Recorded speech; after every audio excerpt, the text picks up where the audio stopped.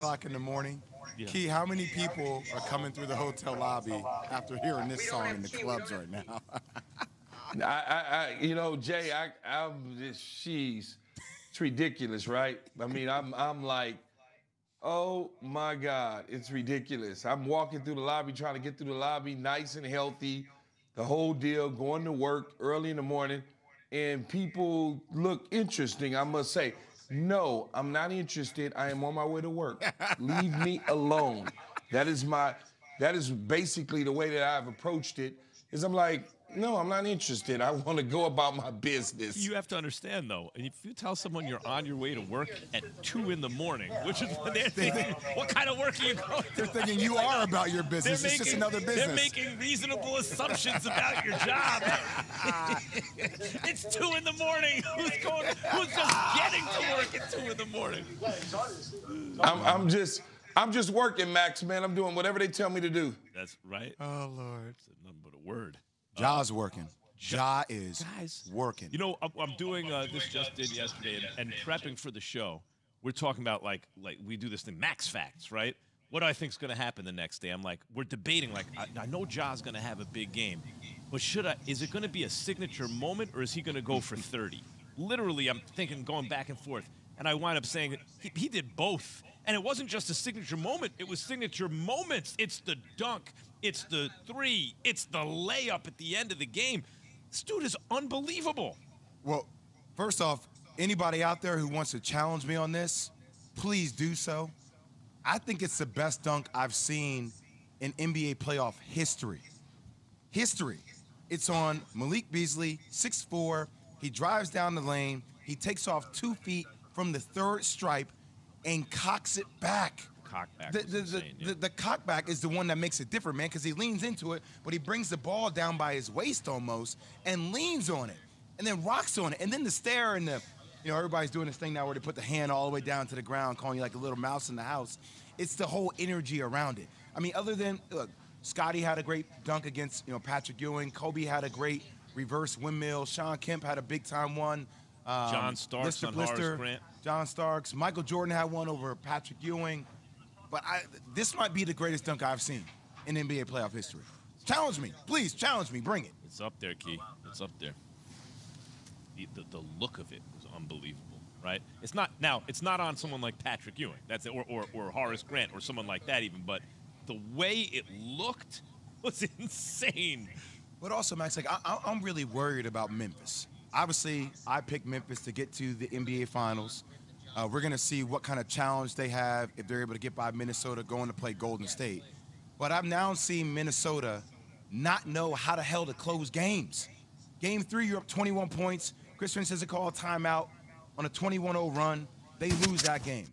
They're up 11. Got them going. Yeah, they're up last night 11. Yeah. Again, they can't close out games. And then Anthony Edwards, I know it always doesn't come down to one play. But as a young player in the game of basketball, don't cheat the play. Yeah, he's going for the steal. Don't go for the steal. That's such a rookie, young player mistake.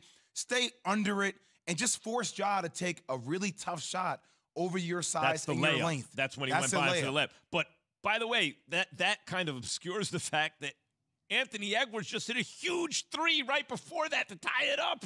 But I'm saying, I hear, and I'm not taking anything away from Memphis.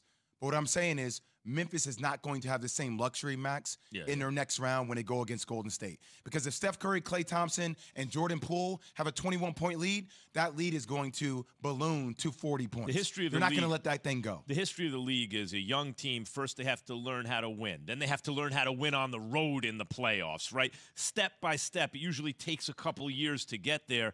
This Memphis team is so precocious, though, and Ja is so good, it has you wondering, like, can they do it right now? I thought he had a chance to be Finals MVP this year, Ja. You thought they had a chance to be in the Finals.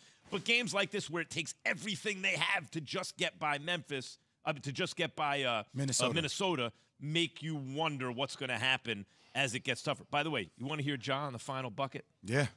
Time for Straight Talk, brought to you by Straight Talk Wireless. Here he is. Can you take us through the last play? Go get a bucket, Ja. I mean, when that's the thing about the NBA, Jay. The reason, it doesn't just come down to ISO, hero ball, and blah, blah, blah. Yeah, but when you are wondering which team is going to win and you think it's really close, you do ask yourself, who has that guy? Well, who has the go-get-a-bucket Ja guy? So let me give you the difference between the two teams. The play that was drawn up after the timeout was brilliant by Minnesota.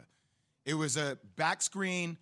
Anthony Edwards dives to the corner, hits him with a crisp pass, knocks down the big three, right? So a play designed for Anthony Edwards. And then you hear Ja Morant, just go get a bucket, Ja. Flat out ISO, get out of my way, let me do my thing. And it's hell of a pass by Dylan Brooks and a hell of a play by Ja Morant. It makes me wonder, though, like if it takes Minnesota 23 turnovers in this game, right? I think it's the second most that they've had in playoff history for the Minnesota Timberwolves. Like, Ja's doing incredible things, and I hear Desmond Bane's out there like a beast, but man, like how many things need to go their way in order for them to win these last couple of games this way? Yeah, it's interesting because they went 21-2, whatever it was, without Ja, and they don't have the same kind of winning percentage with him. But I guess they're trying to figure out also on the fly, Jay, how to stay a team, like a well-oiled machine team, like with the teams we've been talking about, the Heat on defense, the Bucks as a unit, the Celtics, both ends of the floor, right? Can they do that and have an ISO crazy superhero scorer put them over the top instead of disrupt what the rest of the team does? They're still, to me, a little figuring that out. Agree. And my thing is, look, what is stupid is as stupid does.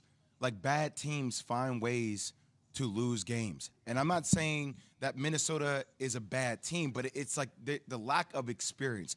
Think about this entire playoff series, Max. Karl-Anthony Towns staying in the game in the first half in foul trouble. A 21-point lead that's blown, and they go on a 21-0 run. Minnesota doesn't call a timeout. You have a double-digit lead going into the fourth quarter again, and you just can't close this game. Realistically, Minnesota is more talented than Memphis, but Memphis has had a better closer because of the opportunities they've been giving by Minnesota down the stretch. Meantime, you want to know how impressive Ja is around the league, right? Here is Eric Spoelstra, one of the great coaches in professional team sports, multiple-time champion and basketball fan, at the Heat post-game presser. Well, listen to this. If you want the update, Ja hit a layup to win it. You've got to be kidding me. No way. Yes. TD, how come we don't have the TVs on in here? I thought this was going overtime for sure. I should have known better. Should have known better. I did see the highlight of that dunk, though. Hey, so Eric Spoelstra, who is probably a top 2, top 3 NBA coach in the game today. Yeah. Right? You can make an argument that he may be number 1. He's going to the Hall of Fame. Hall of Famer. Yeah. Right? It's saying, how come we don't have the damn TVs on? Like, that's him wanting to see Ja Morant play. It's must-see TV, brother. All the time, man. Yeah. And then the trash talking, all of it combined. Him and Karl-Anthony Towns and Anthony Edwards. Like, this is a young rivalry that we have to pay attention to for years to come. Even the description, he hit a layup to win it, doesn't do it justice. That's not just a layup. That's like, what he go up in the air. What am I going to do with this? What's the defense going to give me? Because whatever it gives me, I'm going to counter it with something in order. That's why you can give him the ball and say, go get a bucket. Well, he goes up for the bang, like he's going to lean and cock it back again, but then MJ had that kind of dexterity, this is what right? I'm saying. MJ had that dexterity where he can take the ball in the air, shift it real quick from a different angle, and then the soft lay-in with the left, high off the glass, in traffic, control of body, and that's why everyone talks about Derrick Rose and Russell Westbrook and athletic, point-ish guards, right? But I've always seen a lot of MJ and Ja with the acrobatics in the air, the way he kind of defies gravity and is able to hang up there and you just had the dexterity to change his mind in the middle and do whatever he needs to do. Straight Talk Wireless, no contract, no compromise. Keyshawn J. Willimax is presented by Progressive Insurance. A legacy game for a future Hall of Famer. Has it become a legacy series? That's after Jay has this from Straight Talk. Cutting the price of your wireless bill feels good, right? Really good. Actually, it feels great. You should try it. So cut your bill by switching to Straight Talk Wireless. Now offering our $45 Silver Unlimited plan with 5 gigabytes of hotspot and nationwide 5G on America's largest, most dependable networks. The $45 Silver Unlimited plan from Straight Talk. Straight Talk Wireless, no contract, no compromise. A month equals 30 days. See terms and conditions at straighttalk.com. 5G capable device required. Actual availability, coverage, and speed may vary.